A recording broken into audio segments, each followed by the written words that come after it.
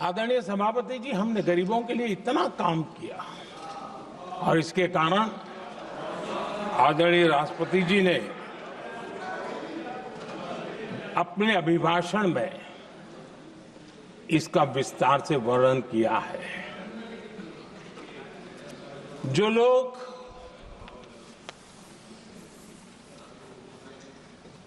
गरीबों की झोपड़ियों में फोटो सेशन कराकर अपना मनोरंजन करते रहते हैं,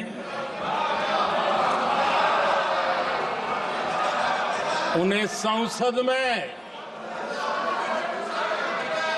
गरीबों की बात बोरिंग ही लगेगी।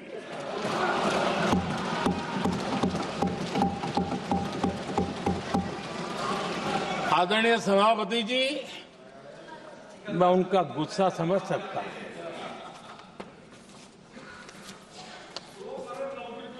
आदरणीय सभापति जी,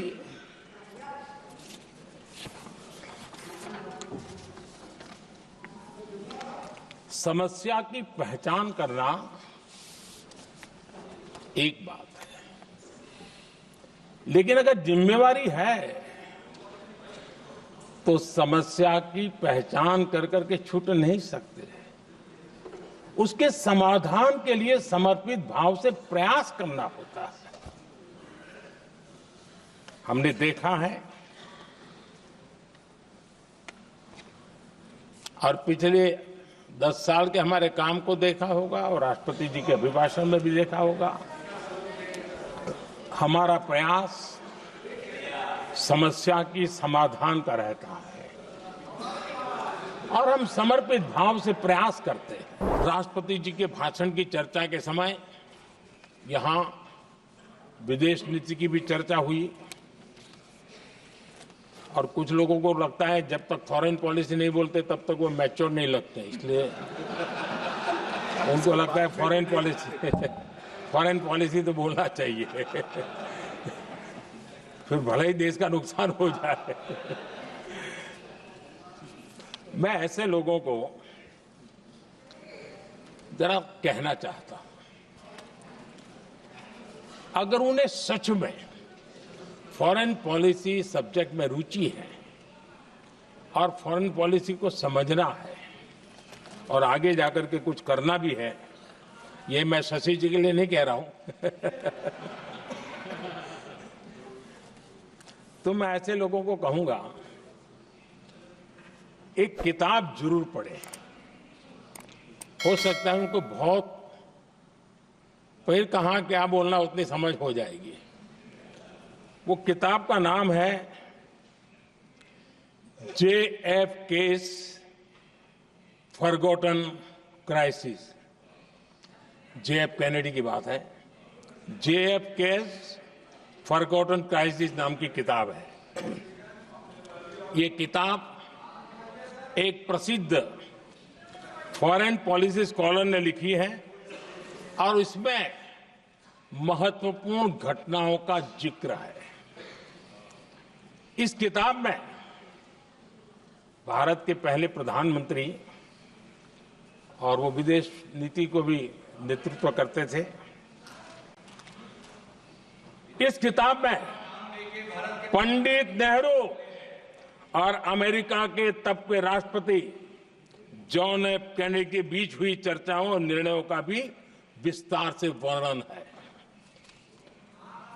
जब देश ढेर सारी चुनौतियों का सामना कर रहा था, तब विदेश नीति के नाम पर क्या खेल हो रहा था, उस किताब के माध्यम से सामने आ रहा है। और इसलिए मैं कहूंगा कि जरा ये किताब पढ़िए।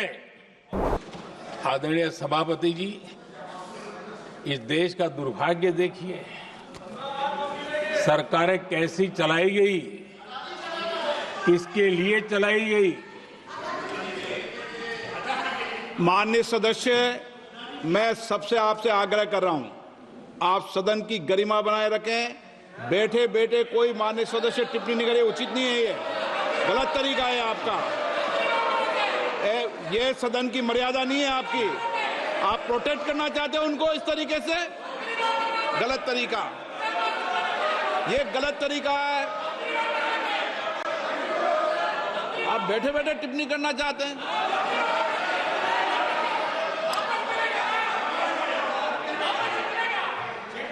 आदरणीय सभापति जी,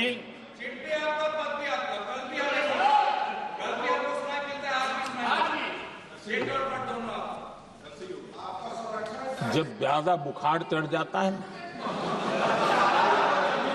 तब लोग कुछ भी बोलते हैं, लेकिन इसके साथ साथ ज्यादा हताशा निराशा फैल जाती है, तब भी बहुत कुछ बोलते हैं। आदरणीय सभापति जी,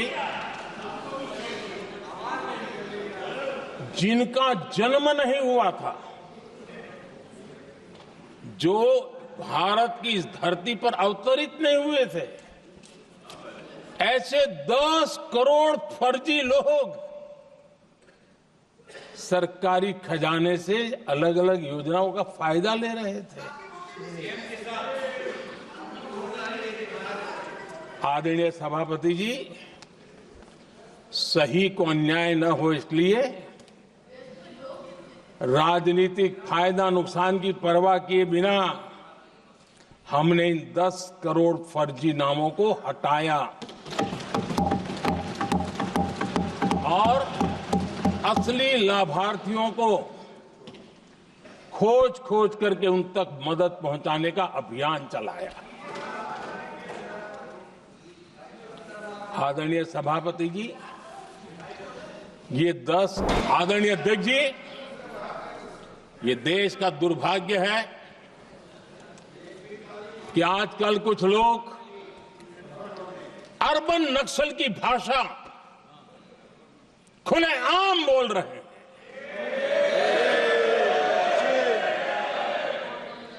और अर्बन नक्सल जिन बातों को बोलते हैं, इंडियन स्टेट के सामने मोर्चा लेना,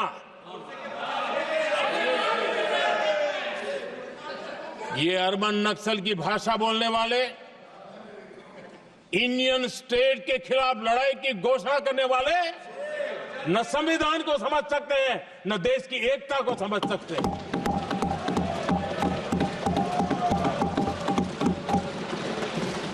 आदरणीय अध्यक्ष जी, 7 दशक तक जम्मू एंड कश्मीर और लद्दाख उसे संविधान के अधिकारों से वंचित रखा गया।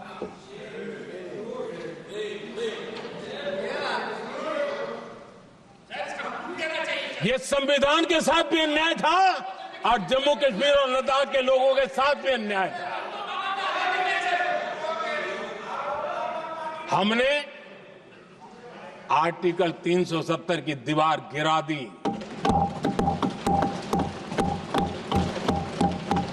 अब जम्मू कश्मीर और लद्दाख के उन राज्यों को, देशवासियों को जो अधिकार हैं, वो अधिकार उनको मिल रहे हैं। आदरणीय सभापति जी,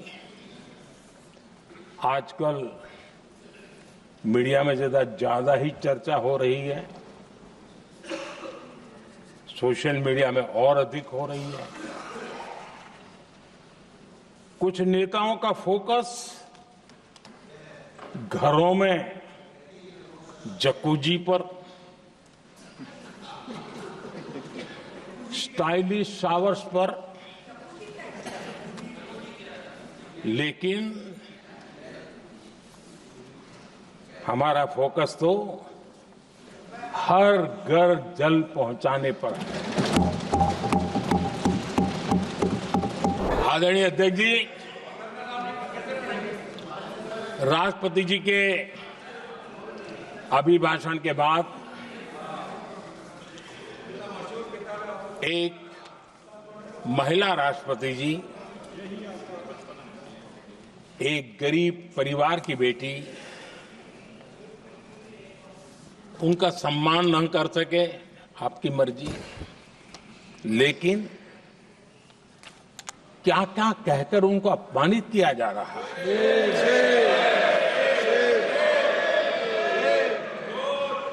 मैं राजनीतिक हताशा निराशा समझ सकता हूं, लेकिन एक राष्ट्रपति के खिलाफ क्या कारण है? क्या कारण है?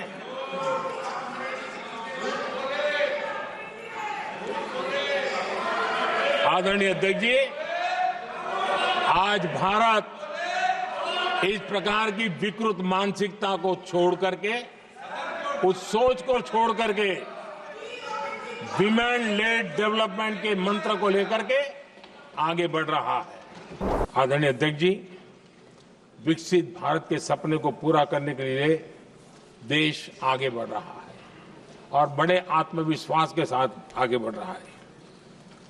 विकसित भारत का सपना ये कोई सरकारी सपना नहीं होता है, वो 140 करोड़ देशवासियों का सपना है और इस सपने को हम सब ने जितनी ऊर्जा दे सकते हैं देने का प्रयास करना है।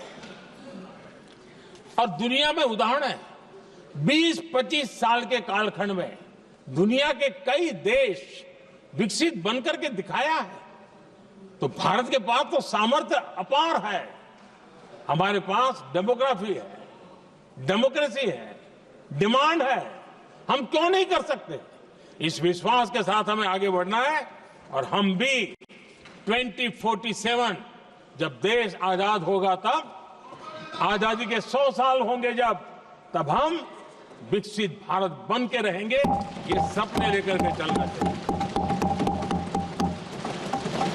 और आदरणीय अध्यक्ष जी, मैं विश्वास से कहता हूं, हमें और बड़े लक्ष्य पार करने और हम करके रहेंगे।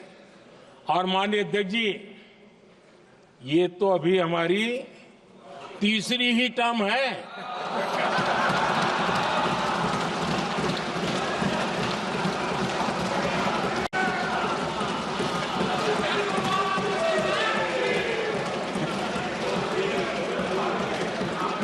हम देश की आवश्यकता के अनुसार आधुनिक भारत बनाने के लिए, सक्षम भारत बनाने के लिए और विकसित भारत का संकल्प साकार करने के लिए हम आने वाले अनेक वर्षों तक जुटे रहने वाले हैं।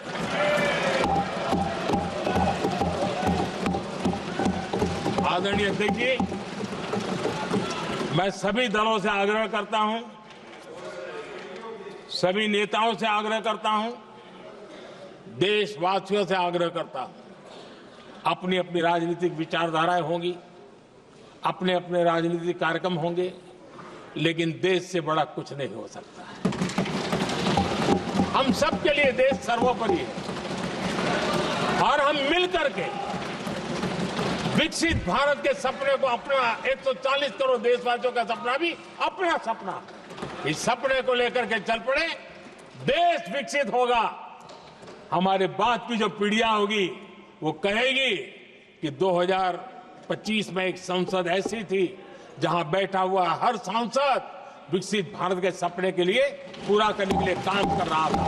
आदरणीय अध्यक्ष जी, मैं राष्ट्रपति जी के अभिभाषण पर अपना धन्यवाद व्यक्त करते हुए आपका भी आभार व्यक्त करता हूं, सदन का भी आभार व्यक्त करता हूं। धन्यवाद।